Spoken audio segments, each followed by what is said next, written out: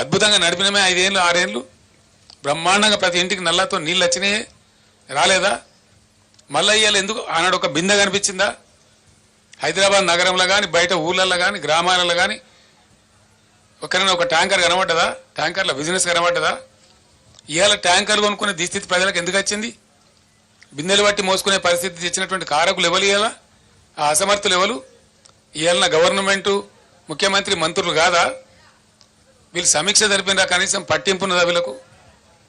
వ్యవసాయం ఏం జరుగుతూ ఉందని సమీక్ష ఉందా? ఇలా పంటలు ఎండినాయి.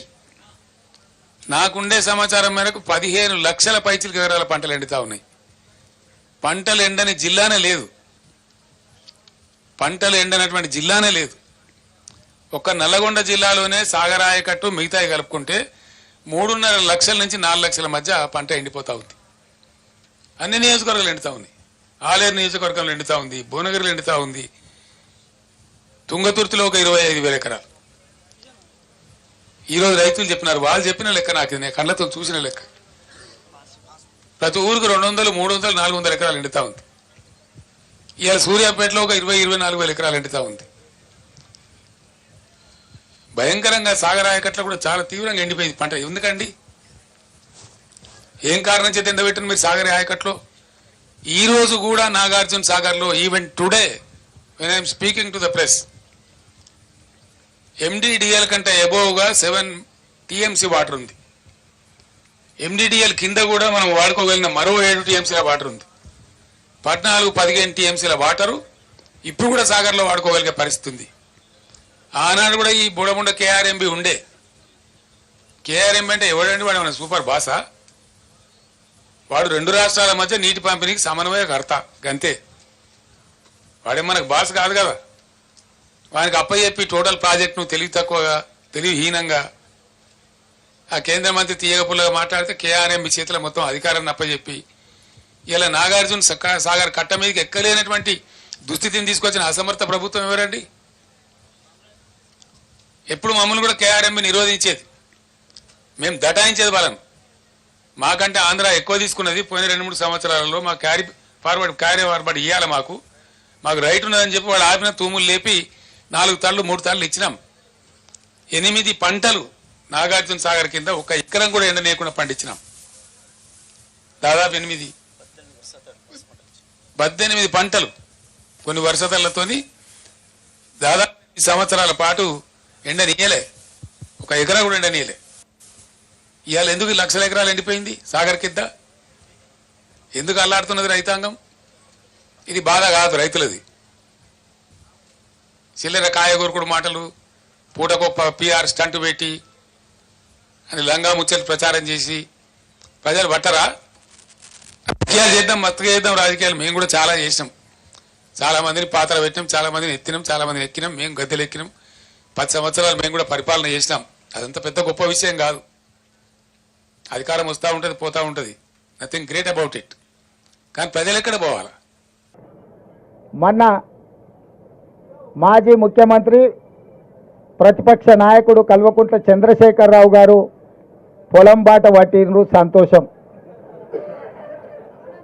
10 సంవత్సరాల తర్వాత అయినా తెలంగాణ ఉన్నది, తెలంగాణలో రైతులు ఉన్నారు అని వారికి గుర్తొచ్చినందుకు, గుర్తు చేసినందుకు కాంగ్రెస్ పార్టీ కార్యకర్తలను ప్రత్యేకంగా అభినందిస్తున్నా. ఎందుకంటే అధికారం కోల్పోకపోయిన ఉండుంటే, అధికారం కోల్పోయిన దుఃఖంలో ఆయన కింద పడి గాయం కాకపోయిన ఉండుంటే, అవినీతిలో పాల్పడి కూతురు జైలుకు పోకపోయిన ఉంటే చంద్రశేఖరరావు గారు మనకు కనిపించడానికి కూడా దొరకకపోవు. తుపాకీ గుండుకు అందకపోవు, దొంగకు దొరకకపోవు. వారు అధికారం కోల్పోయినందుకు, కిందపడి గాయమైనందుకు, కూతురు జైలుకు పోయినందుకు మాకు కొంత సానుభూతి ఉంది సాటి మానవుడిగా. కానీ ఆయన వ్యవహరించిన తీరు మాత్రం ఆక్షేపణీయము. కాంగ్రెస్ వచ్చింది, కరువు వచ్చింది అంటున్నాడు. 80,000 పుస్తకాలు చదివిన చంద్రశేఖరరావు వానాకాలం ఎప్పుడు వస్తుంది, చలికాలం ఎప్పుడు వస్తుందో నీకు తెలియకుండా పోయిందా? జూలై, ఆగస్టు, సెప్టెంబర్, అక్టోబర్ వానకాలం, నవంబరు, డిసెంబరు, జనవరి, ఫిబ్రవరి చలికాలం. కాంగ్రెస్ ఎప్పుడు అధికారంలోకి వచ్చింది? డిసెంబర్ 7 తారీఖు నాడు వచ్చింది. చలికాలంలో వానలు పడతాయా? సారగోలు వేసుకున్నప్పుడు వాన పడ్డట్టు అనిపిస్తే నాకు తెలియదు. మరి July, August, September, October, November, December 7 తారీఖు మేము ప్రమాణ స్వీకారం చేసే వరకు తమరే ముఖ్యమంత్రిగా ఉంటుంది, తమరి ప్రభుత్వమే అధికారంలో ఉండే.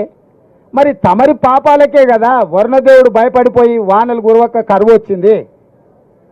నీ వారసత్వంగా కరువుతో పాటు 7 లక్షల కోట్ల రూపాయల అప్పులు కూడా మాకు అప్పచెప్తే ఆ రోజు నుంచి రోజుకు 18 నుంచి 20 గంటలు మేము కష్టపడి దీన్ని సరిదిద్దడానికి ప్రయత్నం చేస్తున్నాము. నువ్వు చేసిన పాపాలను మా ఖాతాలో రాయాలని మీరు ప్రయత్నించడం ఏమన్నా మర్యాదగా ఉన్నదా చంద్రశేఖరరావు గారు? నేను ఒక్కటే అడగదలుచుకున్నా, ఏరా రాము వానకాలం అంటే నీకు తెలియదా అంటే, అదెందుకు తెలియదు సార్ చలికాలంలో వస్తుందని వెనకటికి కూడా భలే చెప్పిండట.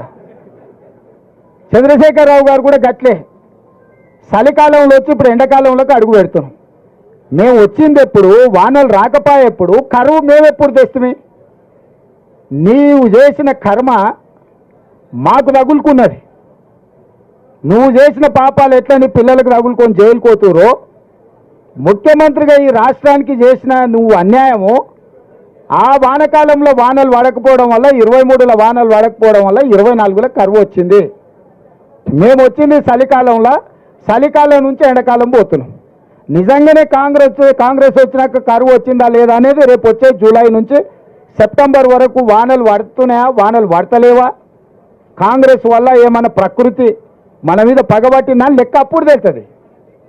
అప్పుడే 100 రోజులు కాలేదు మేము వచ్చి, ఇక అది చేయలే ఇది చేయలే. మేము ఉన్నప్పుడు రైతుల ఖాతాల మేము రైతు బంధు 10 రోజుల్లో వేసినాం అన్నాడు. అంటే నిజంగా ముఖ్యమంత్రిగా పనిచేసి ప్రధాన ప్రతిపక్ష నాయకుడిగా ఏ మాత్రం కూడా ఊర్లలో అంటుంటారు ఏ వాడు సిగ్గులేనోడు రాబాయ్ ఏది పడితే అది మాట్లాడతాడని. నేను అనదలుచుకోలేదు చంద్రశేఖరరావుని, కానీ డిసెంబర్లో మొదలుపెట్టి సెప్టెంబర్ వరకు 10 నెలలు, 10 రోజులు కాదు 10 నెలల వరకు రైతు బంధు పథకంలో రైతుల ఖాతాలలో పైసలు వేసిన లెక్కలు ఆడున్నాయి. నువ్వు అసెంబ్లీలోనే అవన్నీ బయట పెట్టినావు. నువ్వు వస్తావేమో అనుకున్నా, నువ్వు పారిపోయినావు, రాలే. ఇప్పుడు కూడా నేను సూటిగా 2018 ఎన్నికలప్పుడు మాత్రమే ఎన్నికల ముందు ఖాతాల పైసలు వేసినావు. ఆ తర్వాత ఏ రోజు కూడా 4 నెలల నుంచి 10 నెలల సమయం తీసుకున్నాడు రైతు బంధు పథకాన్ని వేయడానికి. మేము 100 రోజుల్లోనే 64,75,000 మంది రైతులకు ఖాతాలలో నగదేసినాము. మొత్తం ఉన్నదే 69 లక్షల మంది రైతుల ఖాతాలు. ఆల్రెడీ 65 లక్షల ఖాతాలలో రైతు బంధు పథకాన్ని పూర్తి చేసినాము. నేను సూటిగా చంద్రశేఖరరావు గారికి సవాలు విసురుతున్నా. అధికారిక లెక్కలు ఉన్నాయి. 64,75,581 రైతుల ఖాతాలలో రైతు బంధు పథకము మేము వేయడం జరిగింది. ఇక మిగిలింది 4 లక్షల చిల్లర మాత్రమే. ఒకవేళ ఈ లెక్కలలో తప్పులు ఉంటే మీరు ఏ శిక్ష విధించినా మేము ఆ శిక్షను అనుభవించడానికి సిద్ధంగా ఉన్నాము. మేము చెప్పిన లెక్కలు నిజమైతే తెలంగాణ రైతాంగానికి నువ్వు ముక్కు నేలకు రాసి క్షమాపణ చెప్తావా అని చెప్పి నేను వారిని అడుగుతున్నా.